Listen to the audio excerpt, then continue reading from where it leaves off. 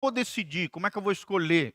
Que tipo de decisão nós temos que fazer? Nós temos que aprender, amados, que a cultura humana nem sempre, e aí, geralmente, não está de acordo com a palavra de Deus. Sim ou não, irmãos? Tem muitos aspectos culturais que estão contrários à palavra de Deus. Uma coisa é a cultura dos homens, outra coisa é o reino de Deus.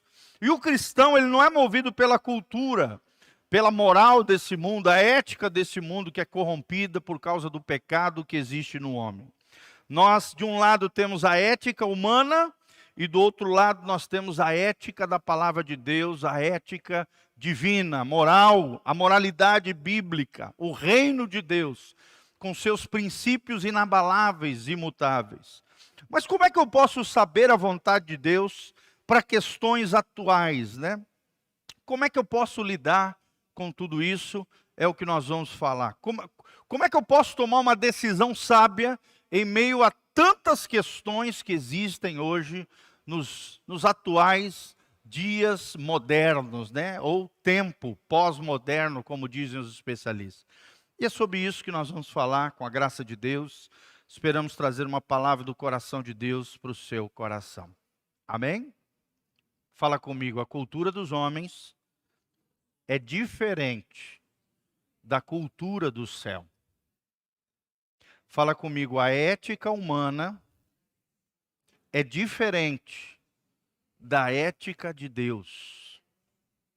É diferente, gente. Então, nem tudo você vai ter saber, né, no sentido de ter uma resposta direta da Bíblia Sagrada, mas a Bíblia Sagrada nos norteia, nos dá balizas de como fazer escolhas sábias, escolhas conscientes, escolhas abençoadas no nosso dia a dia. E nós vamos fazer algumas perguntinhas aqui que vão nos ajudar a compreender diante das questões, das decisões duvidosas da vida. Tá bom? Já dizia um grande pensador americano, Mike Murdock, ele diz que as tuas escolhas hoje são sementes para o teu futuro amanhã. Fala comigo, as minhas decisões hoje são sementes para o meu futuro amanhã.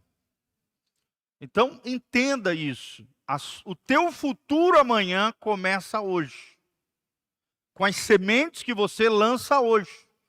E uma das sementes que existe é o poder de decisão. Por isso que Deus nos deu o livre-arbítrio, o poder de fazer escolhas conscientes.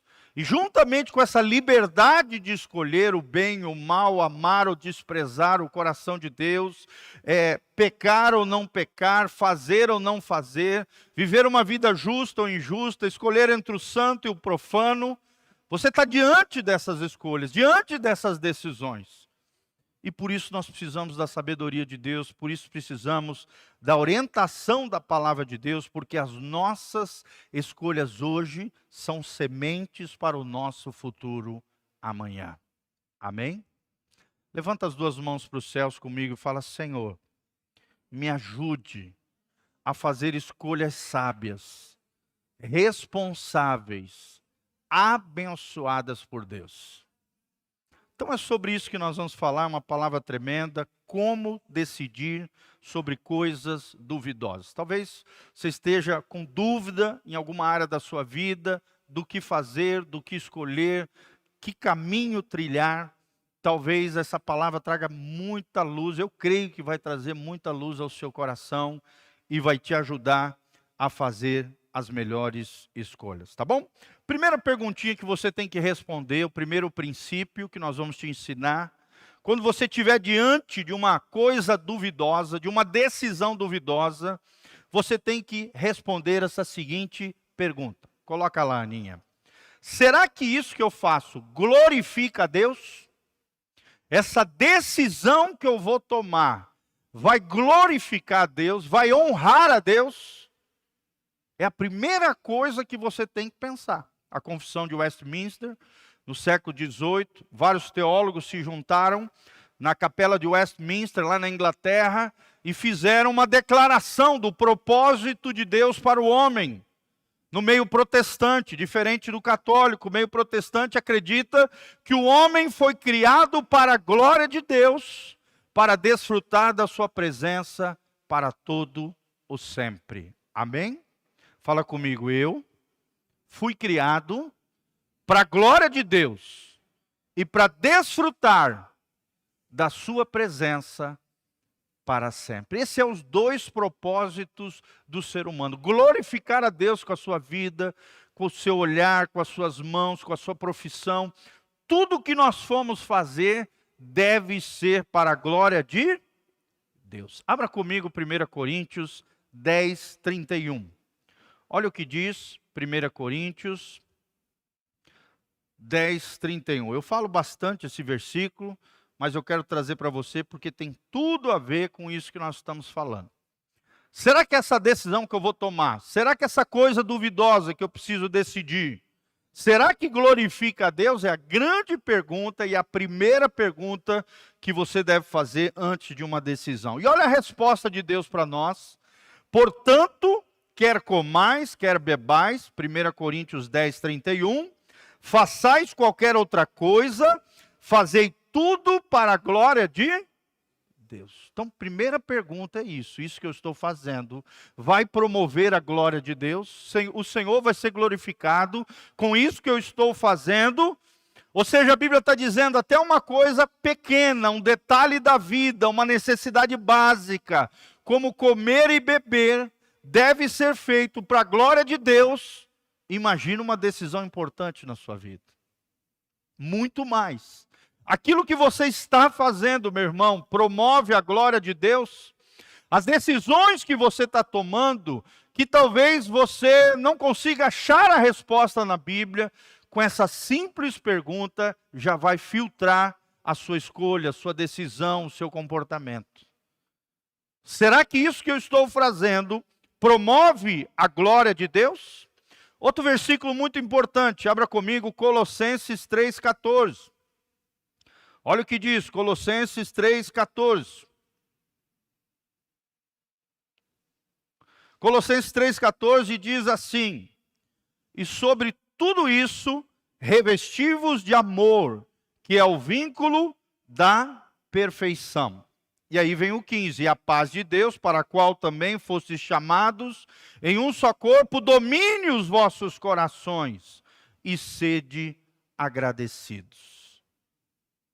17, lê comigo 17. E quanto fizerdes por palavras ou por obras, fazei tudo em nome do Senhor Jesus, dando por ele graças a Deus, o Pai. Ou seja, tudo que nós fizermos, sejam palavras, sejam obras, sejam ações, seja comportamento, seja atitude, temos que fazer em nome de quem?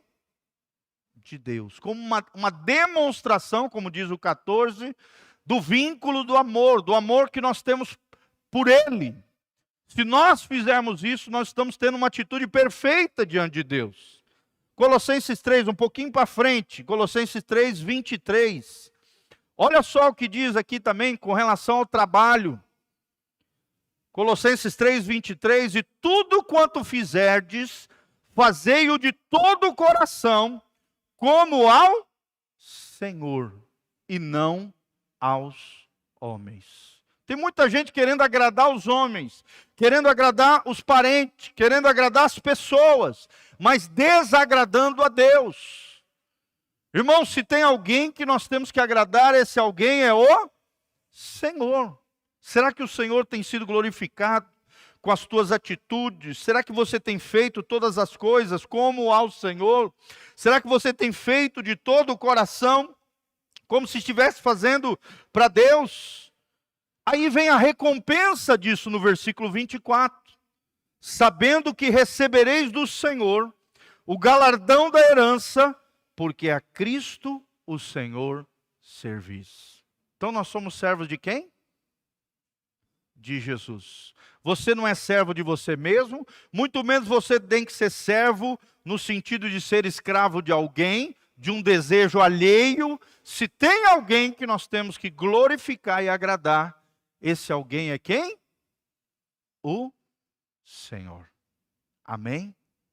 Será que temos agradado o Senhor, irmão? Será que temos sido fiéis nas pequenas coisas da vida? Será que você é capaz de agradar a Deus antes de fazer determinada atividade? Você coloca em oração, você apresenta aquela situação diante do Senhor?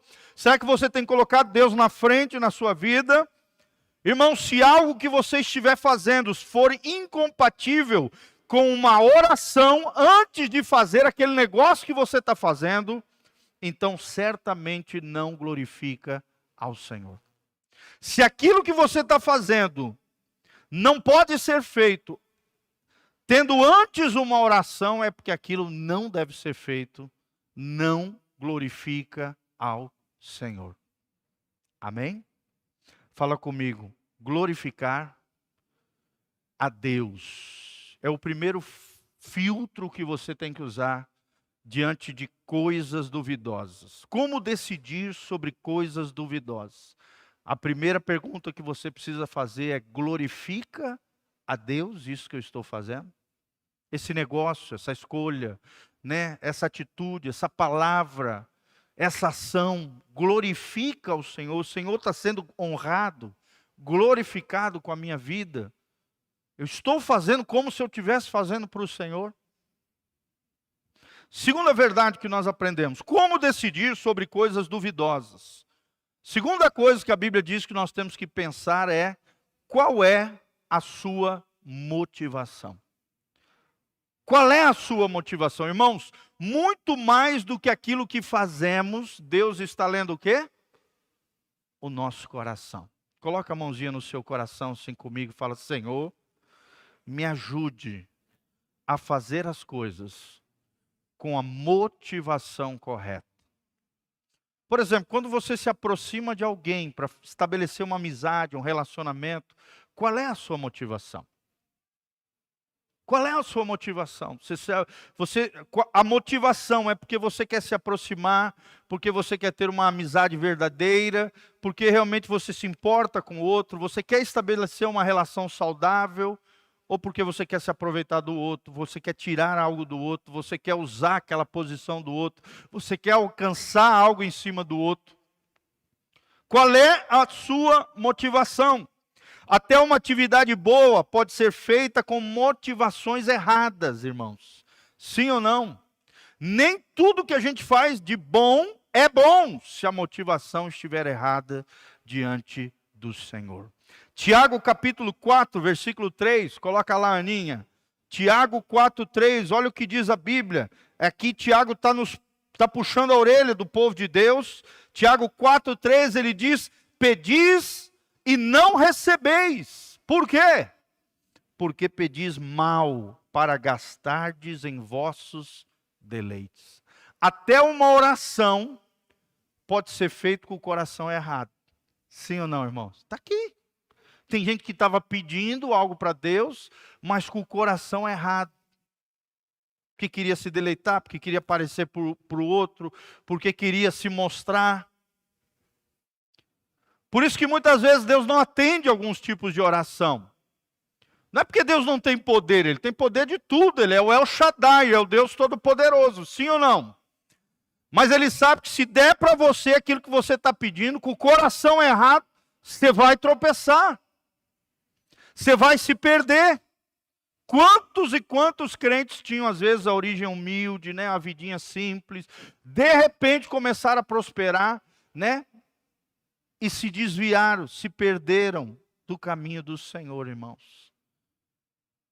Então tem gente que infelizmente não consegue prosperar ou não prospera com a prosperidade da parte de Deus porque tem um coração errado com relação às riquezas, com relação às finanças, é avarento, ama demais as coisas desse mundo, ou então está pedindo e não está recebendo porque está pedindo com o coração errado, para esbanjar, e aqui fala de luxo, de ostentação, de besteiras, de coisas frívolas, fúteis, banais, efêmeras. Não podemos orar dessa maneira, orar para que o outro caia morto, orar para que o outro se ferre, orar pela mulher do outro. Fala comigo que está amarrado em nome de Jesus. Tem gente que faz isso. Uma vez uma pessoa entrou na fila, eu estava orando, a pessoa falou isso para mim. Estava orando pelo marido da outra. Olha que sem noção, gente. Numa fila de oração dentro da igreja. Tem essas coisas. A igreja é um lugar incrível, irmão. Tem todo tipo de pessoa. Sim ou não? Agora Deus vai atender uma oração dessa? Deus não, o diabo vai. Pedi e não recebeis, porque pedis mal, para esbanjares nos vossos prazeres. Os motivos para algumas ações e pedidos, muitas vezes são carnais, são egoístas. Deus não vai atender. Deus está lendo, em primeiro lugar, se a decisão que você está tomando, mesmo que tenha resposta ou não na Bíblia, é uma coisa duvidosa. Como é que eu posso decidir sobre coisas duvidosas? Primeiro, glorifica a Deus. E segundo lugar, qual é a sua motivação com relação àquela coisa? Aquilo que você está fazendo, a palavra que você liberou. Qual é a motivação? O que está por detrás do coração? Olha o que o salmista Davi diz. Ele diz assim: Senhor, sonda-me e conheces o meu coração. Vê se há em mim algum caminho mau e livra-me por amor ao teu nome. Amém, queridos? Isso é uma coisa que constantemente nós temos que fazer diante do Senhor. Senhor, me ajuda. E muitas vezes é bom ter alguém próximo de você, um amigo verdadeiro, um cônjuge, às vezes um filho, um irmão, um pastor, alguém que vá perceber que aquilo que você está fazendo, o coração está errado. Não é para a glória de Deus, é para a glória do eu. Tem muita gente que vive, não é para a glória de Deus, é para a glória do eu inflado, daquilo que um filósofo alemão chama de ego absoluto. Quando o eu toma conta de você e você vive uma vida sem limites, sem governo, passando por cima de todos, como se fosse uma patrola. Hegel, um filósofo alemão, ele falava sobre isso. Existem pessoas que precisam da punição do Estado, na teoria do direito positivo. Ele dizia: o Estado tem que intervir, porque essa pessoa tem um coração, tem um ego absoluto. Ele acha que pode passar por cima de tudo e de todos, com uma motivação errada. Aí precisa o Estado vir e punir aquela pessoa. Colocar às vezes numa cárcere, uma punição, uma multa, algo para frear esse ego absoluto. Vocês acham que na igreja também não tem isso, gente? Egos absolutos, eus inflados. Pessoas amantes de si mesmo, tem. A Bíblia diz que essa é uma das características da última geração, do tempo final, dos últimos dias, onde espíritos enganadores se infiltrariam entre os eleitos. E se possível fosse, ele derrubaria, tiraria, desviaria muitos filhos de Deus das comunidades cristãs. Já acontecia isso. Na época do apóstolo João, de Pedro, de Paulo, você vê Himeneu, Alexandre, você vê Demas, que amou o presente século. Vários personagens do Novo Testamento que se desviaram da fé, porque tiveram um coração corrompido. Você tem o exemplo de Judas, sim ou não? Andou com Jesus 3 anos, mas o seu coração se corrompeu, a motivação de andar com Jesus estava errada. Queria se aproveitar, no final queria ganhar 30 moedas de prata. Qual é a sua motivação? Terceira perguntinha importante para você fazer diante de coisas duvidosas, como decidir sobre coisas duvidosas, é a seguinte pergunta: é necessário ou conveniente? Isso que eu vou fazer, a decisão que eu vou tomar, é necessária ou é conveniente? E aí nós temos um versículo para você. Abra comigo 1 Coríntios 6, 12. 1 Coríntios 6, 12 nos baliza aqui em muitas escolhas da nossa vida. 1 Coríntios 6, 12, Paulo diz, ele está falando aqui sobre o nosso corpo como um santuário do Deus vivo, né? Como casa de Deus. Ele diz assim: todas as coisas me são lícitas. Em outras palavras, Paulo está dizendo: eu tenho liberdade para fazer o que eu quiser. Eu sou livre, eu tenho liberdade, eu tenho livre-arbítrio, eu posso escolher A, B, C ou D. Todas as coisas me são lícitas, mas nem todas as coisas convêm. Fala comigo, nem todas as coisas convêm. Então, aqui você vê de um lado a liberdade, do outro lado a responsabilidade cristã. São duas palavrinhas, dois conceitos que caminham lado a lado. Liberdade fala de responsabilidade. Da mesma maneira que maturidade é responsabilidade, junto com a liberdade, tudo me é lícito, vem também uma responsabilidade diante de Deus. Nem tudo te convém, meu irmão. Nem tudo é necessário. Às vezes é apenas conveniente e não faz bem para você. Será que é conveniente ir para certos lugares que você está indo? Será que certos ambientes são bons para você? Certos grupos de pessoas? Certas práticas mundanas? Não é lícito, mas muitas vezes pode ser inconveniente para você como filho de Deus. Lembre-se, você carrega o nome de Jesus. Fala comigo, eu carrego o nome de Jesus. As pessoas estão olhando para nós, as pessoas estão analisando a nossa vida. Se nós não dermos um bom testemunho cristão, e aqui na igreja todo mundo é lindo, todo mundo é branquinho, todo mundo é alvo mais que a neve, amém? A não ser que, claro, às vezes pode ter uma treta ou outra aqui entre os irmãos, está amarrado em nome de Jesus, amém? O problema não é aqui dentro, o problema é lá fora. Que tipo de atitude, que tipo de comportamento, que tipo de escolhas eu estou fazendo? Irmãos, e tem muita gente escandalizando o evangelho. Jesus diz, olha, não tem como impedir que venham os escândalos. Eles vão vir, eles virão. Mas ai de quem escandalizar um desses pequeninos. Quem são os pequeninos? Não eram as crianças. Eram os pequeninos na fé, aqueles que estavam amadurecendo na fé, crescendo em Deus, os novos na fé.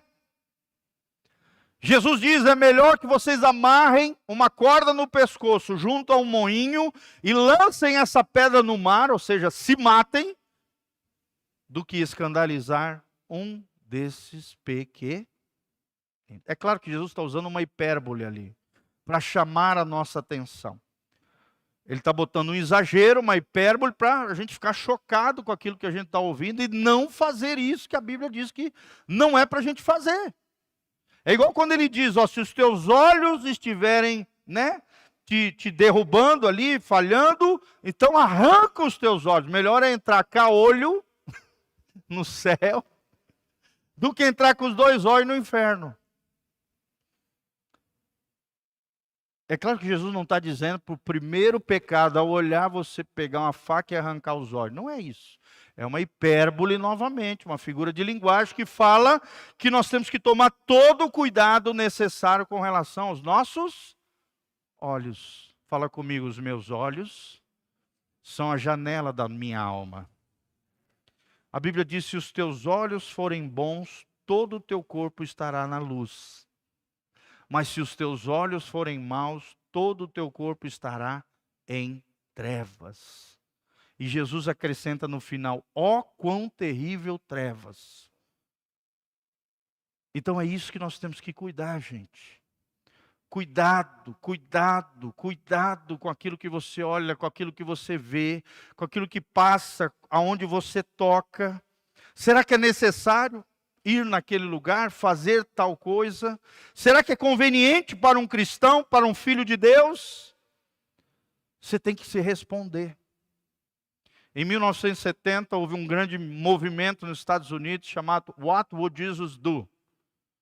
Através de um livro de um autor americano, o que Jesus faria no seu lugar. Na verdade, o nome do movimento é What Would Jesus Do? Mas o nome do livro é Nos Passos de Jesus. Foi um livro revolucionário que ensinava os cristãos a pensar o que Jesus faria nessa situação. O que Jesus faria diante dessa decisão? E o autor, ele fala isso, o Espírito Santo. Se você é filho de Deus, se você tem o Espírito Santo dentro de você, diante de uma decisão importante, sempre se pergunte, o que que Jesus faria no seu lugar? Vamos falar junto? O que Jesus faria no meu lugar? Em inglês, what would Jesus do? O que Jesus faria? O que eu deveria fazer aqui? O que Jesus faria no meu lugar? Que decisão ele decidiria? E nós, conhecendo a Bíblia, vendo a vida e obra de Jesus, tendo o Espírito Santo habitando dentro de nós, o Espírito Santo vai nos iluminar e nos mostrar o que Jesus faria no seu lugar. Amém? Será que nós temos andado nos passos de Jesus? Será que temos, caminhado nessa revolução do amor? Será que o amor de Deus é tão extraordinário que muda comportamentos e atitudes, que por mais que eu tenha liberdades nele, junto com a liberdade eu também tenho a responsabilidade de dar um bom testemunho cristão. Amém? Como é que está o testemunho cristão seu, meu irmão? Pensa um pouquinho nisso. Quarto princípio que eu quero te ensinar, como decidir sobre coisas duvidosas. A quarta perguntinha que nós temos que fazer é, promoverá crescimento espiritual? Essa decisão que eu estou tomando, essa escolha que eu estou fazendo, essa atitude, esse comportamento que eu estou tendo, vai promover o meu crescimento espiritual ou não? Você vai declinar na fé, você vai abalar a sua vida espiritual, você vai tropeçar num erro, num pecado. Será que isso que eu estou fazendo promoverá crescimento espiritual? Hebreus 12, 1. Abra comigo, Hebreus 12, 1. Olha o que diz o texto sagrado, irmãos. Portanto, nós também, pois que estamos rodeados, Hebreus 12, 1, de tão grande nuvem de testemunhas. Que testemunhas são essas? Os heróis da fé, lá de Hebreus 11, que já estão lá no céu esperando a gente. Lá no céu, para o dia que nós chegar lá. Porque nós estamos rodeados de tão grande nuvem de testemunhas, deixemos todo o embaraço e o pecado que tão de perto nos rodeia, e corramos com paciência a carreira que nos está proposta, irmãos. Olhando para Jesus, o autor e consumador da fé, o qual pelo gozo, pela alegria que lhe estava proposta, suportou a cruz, desprezando a afronta, ou seja, a vergonha, e assentou-se à destra do trono de Deus. Jesus não desistiu de você. Agora é a nossa vez. Jesus já provou o seu amor por nós. Agora é a nossa vez de provarmos o nosso amor por Ele. Amém? Quem vai amar Jesus aí, levanta as duas mãos para os céus. Comigo fala, Senhor, agora é minha vez. Fala para Ele, Senhor, agora é minha vez de provar o meu amor e a minha adoração a Ti. Será que temos vivido uma vida de adoração? Será que temos honrado ao Senhor? Será que temos promovido o crescimento espiritual nas escolhas que temos na nossa vida? Ele fala aqui de embaraço e de pecado. Embaraço são coisas que nos ataviam, que amarram a nossa vida. Nem sempre o embaraço é pecado. Pecado é pecado, embaraço é embaraço. Mas o embaraço atrapalha a nossa vida, mesmo não sendo pecado. Nos atavia, nos impede de crescer, nos impede de avançar na fé, nos impede de chegar no final da maratona da fé, intactos, inteiros, íntegros, completos no Senhor. Fala comigo, embaraço e pecado. Pecado é errar o alvo, é quebrar a lei de Deus. Embaraço é qualquer coisa que ainda não é pecado, mas que de alguma maneira impede que eu cresça espiritualmente, me amarra, me atavia, me atrapalha na vida espiritual. atrapalha. Então a grande pergunta é essa: será que isso que eu estou fazendo promoverá crescimento espiritual? Existem coisas que impedem o crescimento, outras roubam o nosso tempo. Marcos 4, 18 a 19, fala de algumas coisas, cuidados desse mundo. Tem muita gente cuidando de coisas aqui na terra que está atrapalhando a sua caminhada para o céu. A Bíblia fala de fascinação das riquezas, em Marcos 4, 18 e 19. Tem muita gente fascinada pelas riquezas, sim ou não, irmãos? Quantos e quantos crentes têm tropeçado nisso? Querem ganhar dinheiro rápido, fácil, sem trabalhar, sem o suor do trabalho. E às vezes entregam suas rendas, suas economias na mão de estelionatários. Na nossa cidade, temos vários casos disso, sim ou não? Tudo bem você fazer um investimento, né, uma aplicação no banco, de forma legalizada, tal, dentro da lei, tudo certinho. Glória a Deus, isso é bom, tem que fazer mesmo. Mas não entregue os seus bens, a sua renda, às vezes a economia de uma vida, na mão de alguém. Já existem órgãos, instituições para fazer isso. E muita gente perdendo. Gente, eu já atendi vários casos de pessoas que perderam milhares de reais, às vezes até milhões, porque entregaram os recursos, às vezes a economia de uma vida, foram movidos pelas fascinações das riquezas, pela cobiça, pela avareza, e infelizmente tropeçaram e se embaraçaram. Às vezes é uma coisa tão vergonhosa que a pessoa não tem nem coragem de ir lá na delegacia denunciar. De tanta vergonha. Vergonha diante do cônjuge, vergonha diante dos filhos, vergonha diante dos amigos.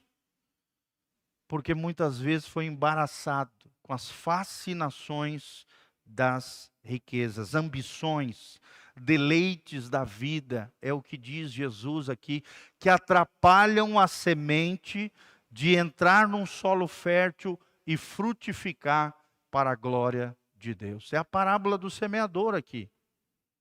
4 tipos de solo. As sementes foram roubadas na beira do caminho pelas aves do céu. O outro caiu no meio dos pedregulhos. O outro caiu no meio dos espinhos. São essas coisas que nós estamos falando aqui. E graças a Deus o quarto solo caiu em terra boa. Coloca a mãozinha no seu coração, fala assim: Senhor, que o meu coração seja uma terra boa para as sementes da tua palavra. Lembre-se, meu irmão, as tuas escolhas hoje são sementes para o teu futuro. O teu futuro amanhã começa hoje, com as decisões que você faz hoje. 5ª perguntinha que nós temos que fazer, irmãos. Será que isso que eu estou fazendo é um hábito escravizador? Isso que eu estou fazendo, essa decisão que eu estou tomando, essa escolha sobre coisas duvidosas, como é que eu posso decidir sobre coisas duvidosas? Será que isso que eu estou fazendo é um hábito escravizador? E aí volta lá, 1 Coríntios 6,12, tudo me é lícito, mas nem tudo me convém. E aí a continuação desse versículo, tudo me é lícito, mas não me deixarei dominar por nenhuma delas. O que te domina te faz escravo. Se o dinheiro te domina, você é escravo do dinheiro. Você é escravo de mamon.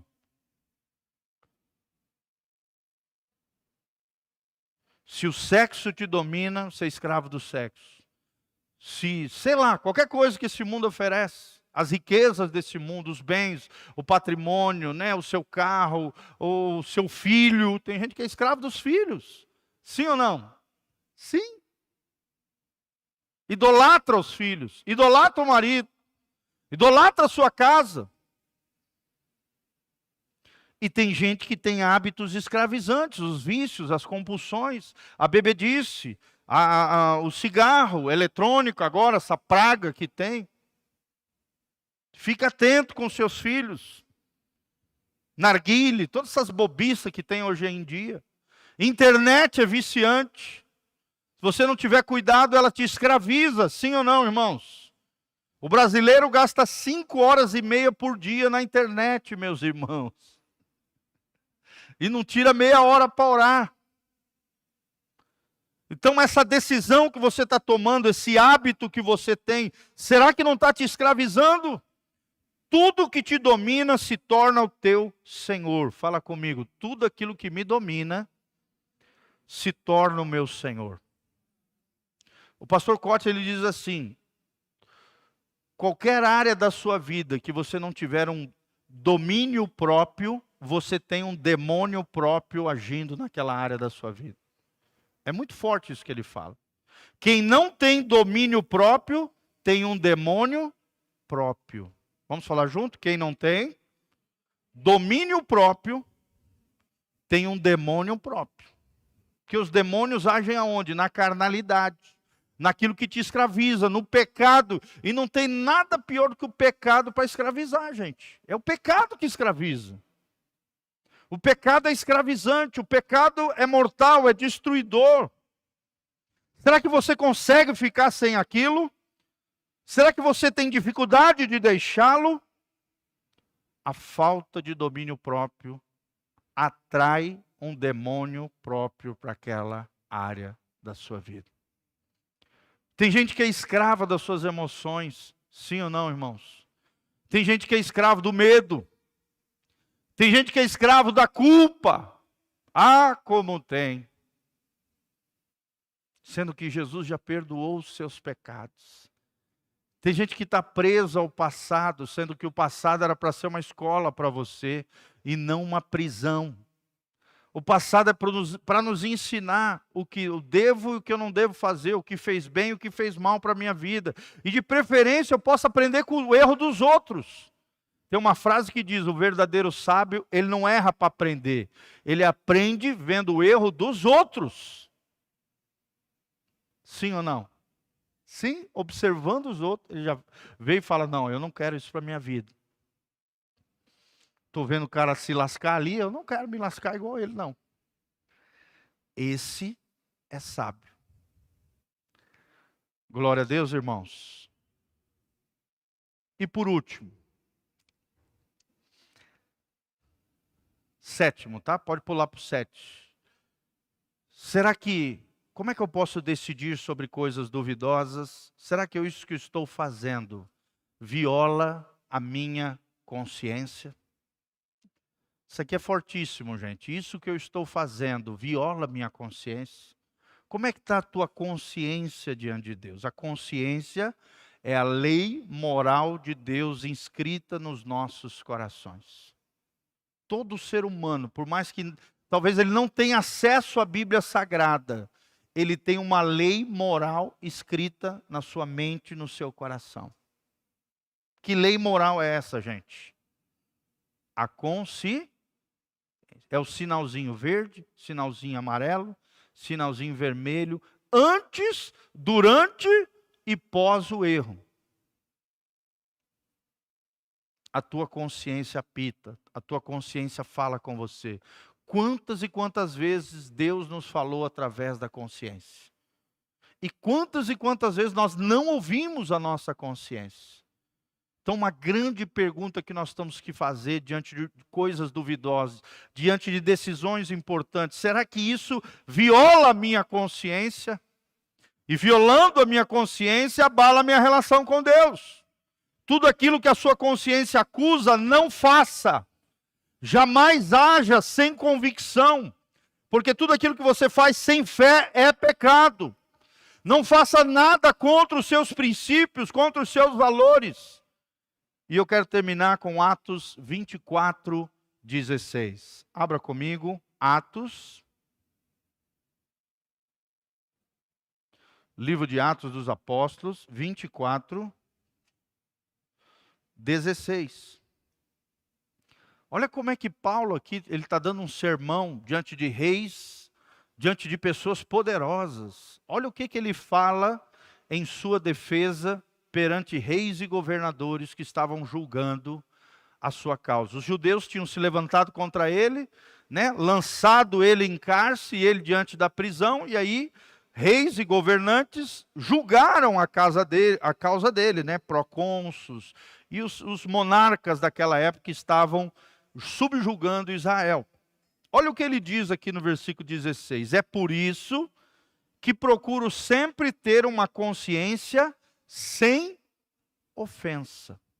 Fala comigo, consciência sem ofensa. Tanto para com Deus, como também para com os homens. A tua consciência tem que estar limpa diante de Deus, em primeiro lugar, é claro. Mas também limpa diante de quem? Dos homens. Você não deve nada a ninguém, a não ser o amor, como diz a Bíblia. A Bíblia diz assim: não deveis nada a ninguém, a não ser o amor, o afeto, o carinho, né? Isso aí você pode dar à vontade, dentro dos limites, é claro, estabelecidos pela palavra de Deus. Mas não deva nada a ninguém. Tenha consciência limpa diante de Deus, uma consciência sem ofensa, tanto para com Deus como para os homens. Romanos 9:1 também fala sobre a consciência, presta atenção. Romanos 9:1. Olha o que diz o apóstolo Paulo de novo: em Cristo digo a verdade, não minto, dando-me testemunho a minha consciência no Espírito Santo. Olha que coisa linda, gente. Ele tinha uma convicção interior de que aquilo que ele estava falando, aquilo que ele estava ensinando, estava correto. Estava de acordo com a lei moral escrita no coração dele. A consciência dele estava limpa diante de Deus e diante dos homens. Tudo que ele estava falando era verdade, não estava mentindo. Tinha o testemunho interior do Espírito Santo, aonde? Na sua consciência. E a pergunta é essa, meus irmãos: como é que está a nossa consciência diante de Deus? E o último ponto: afetará a outros negativamente? Oitavo: afetará a outros negativamente essa decisão, essa escolha? É isso que eu estou fazendo. Será que não vai afetar outros? Vai abalar a fé de outros? Fará outros tropeçar? Destruirá a minha reputação? A grande pergunta é: vai edificar? E a palavra edificar significa instruir, construir, melhorar espiritualmente. Não faça nada, meu irmão, que escandalize ou faça outros tropeçar. O crente maduro é o crente mais forte. É aquele que exerce a liberdade com uma boa consciência e não se deixa levar por opiniões infundadas. Vamos falar junto? Fala comigo. O crente maduro, o crente mais forte, é aquele que exerce a liberdade com boa consciência e não se deixa levar por opiniões infundadas. Ou seja, resumidamente, ele sabe se posicionar corretamente com todos e em todo o lugar. Amém? Quais são as perguntinhas que nós vimos diante das coisas duvidosas?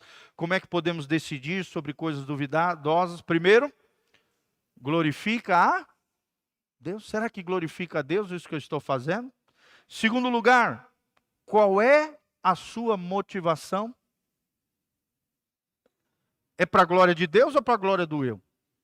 Terceiro lugar, é necessário? Realmente é necessário? Ou conveniente fazer isso? Os filhos de Deus podem fazer isso? Podem estar nesses lugares? Podem fazer essas coisas? Quarto lugar, quarta perguntinha. Promoverá crescimento espiritual? Sim ou não? Quinta perguntinha. É um hábito escravizador? Será que não vai me escravizar esse negócio? Não vai trazer um demônio próprio? Sexto, que eu passei lotado, mas vou falar para vocês. Levará algum tipo de tentação? E a sétima, viola a minha consciência? E a oitava, afetará a outros negativamente? Será que isso que eu estou fazendo afetará outros? Escandalizará o nome de Jesus? Afetará o reino de Deus? Afetará a imagem que as pessoas têm de mim? O meu testemunho cristão? Irmãos, tenhamos sabedoria diante das escolhas da vida. Amém? Fala comigo, as minhas escolhas são sementes para o meu futuro. Fala comigo, o meu futuro começa hoje, através das escolhas que eu estou fazendo. Então tenha muita sabedoria, muita graça. Pergunte sempre ao Espírito Santo. Espírito Santo, eu posso fazer isso? Você está se vestindo, olha no espelho. Senhor, eu posso me vestir dessa maneira? Essa roupa que eu estou usando é decente ou indecente? Vai glorificar Deus ou vai envergonhar o nome de Deus? É de uma mulher de Deus essa roupa? Sim ou não? Homens também, né? Porque hoje está para os dois lados. Tem uns homens usando umas calcinhas que, olha, parece tudo. No bico de fora, cueca aparecendo. Fala comigo, está amarrado em nome de Jesus. Parece um mulambo, né? Pelo amor de Deus, gente. Pergunte para o Espírito Santo o que Jesus faria no seu lugar. Fala comigo, o que Jesus faria no meu lugar? Vamos ficar de pé, meus irmãos queridos, preciosos. Terminamos aí em cima. Glória a Deus. 9:30. Feche os seus olhinhos, coloque a mão no seu coração. Pai, nós estamos aqui diante da Tua presença, Pai. Porque Te amamos, Senhor. Nós cantamos ali, eu Te amo, Espírito Santo. Te amamos, Espírito Santo. Tu és a nossa canção, Tu és a nossa paixão, Espírito Santo de Deus. Tua palavra diz, ó Deus, que o Teu Espírito Santo nos guiaria a toda a verdade. Nos traria à memória as palavras de Jesus, nos conduziria no caminho de vida eterna. Pai, escolhas, decisões são caminhos que nós vamos tomar na nossa vida. São caminhos que levam a um destino de glória ou um destino de corrupção e de destruição. Senhor, nos ajude a fazermos escolhas sábias. Ajuda o Teu povo a não perecer, a não cair no desequilíbrio, a não cair, ó Deus, em escolhas más, terríveis, que tragam consequências nefastas, horríveis na nossa vida. Senhor, nos ajude, Pai, a fazer escolhas conscientes, a usarmos a nossa liberdade com responsabilidade diante do Senhor, diante das coisas duvidosas, diante das coisas difíceis. Nos guie, Pai, nas veredas de justiça, por amor ao Teu nome. Senhor, sonda o nosso coração, vê se há em nós algum caminho mau, e sempre há, Senhor, alguma coisa do mal dentro de nós, algo que precisa ser transformado, algo que precisa ser modificado a partir do nosso interior. Espírito Santo de Deus, venha sobre nós, venha sobre a nossa casa, venha sobre a nossa família. Pai, as nossas decisões não afetam somente a nós, porque o pecado é de ordem pessoal e intransferível. E o pecado tem uma colheita coletiva, Deus, que não afeta só nós, mas todas as pessoas que são ligadas a nós afetivamente, Senhor. Livra-nos de todo mal, livra-nos da tentação, livra-nos, ó Deus, de tropeçarmos, livra-nos, ó Deus, de escandalizarmos o Teu nome, livra-nos de sermos, ó Deus, o mau testemunho do Evangelho do Teu reino, Senhor. Oh Deus, dá-nos um coração fiel, um coração leal, um coração que teme ao Senhor, um coração que anda nas Tuas veredas, um coração que ama o Teu nome, que carrega o Teu nome com dignidade, com honra, com respeito. Um povo que é luz no meio das trevas, que não é suja no meio desse mundo poluído, corrompido, mas, ó Deus, é um lumieiro diante das trevas espirituais e morais dessa geração que vivemos, Pai. Livra-nos, Pai, livra-nos, Pai, livra-nos, nos ajude a mantermos o nosso coração leal e fiel ao Senhor, independente daquilo que os outros pensam ou acham. Que possamos fazer tudo para a glória de Deus, que possamos glorificar o Teu nome e viver na Tua presença para todos sempre. É o que nós Te pedimos de todo o coração, para o louvor e glória do Teu nome, em o nome de Jesus. Amém e amém. Amém? Se você precisar de alguma oração também, vem aqui na frente, nós vamos estar orando individualmente pela sua necessidade, por aquilo que você precisa. Levante as suas mãos comigo, que o Senhor te abençoe desde Sião, que o Senhor faça resplandecer o seu rosto sobre ti, te dando sabedoria, graça e glória nas escolhas da vida, nas decisões do dia a dia. Você tem a sabedoria e o direcionamento do Espírito Santo de Deus. Que você alcance bênção, prosperidade, vitória no Senhor Jesus. Que o Senhor te purifique de todo pecado, e a mim também, todos nós, nos lavando com o seu sangue precioso e nos purificando, nos fazendo mais alvos do que a neve. Que o Senhor te purifique em tudo, o teu corpo, a tua alma e o teu espírito permaneçam íntegros e irrepreensíveis até a volta de Jesus de Nazaré. Que o Senhor abençoe você e toda a sua casa, debaixo do shalom de Deus, da paz que prospera, em o nome de Jesus. Quem recebe, diga amém. Fala comigo: eu recebo os benefícios da cruz, a minha herança espiritual, pelos méritos de Jesus. Eu tomo posse do meu milagre, da minha bênção, e te agradeço, Jesus, em nome de Jesus. Amém e amém. Vamos dar uma salva de palmas para Jesus. Toda a honra, toda a glória, todo o poder, para todo sempre. Amém e amém. Não esqueça de trazer um amigo,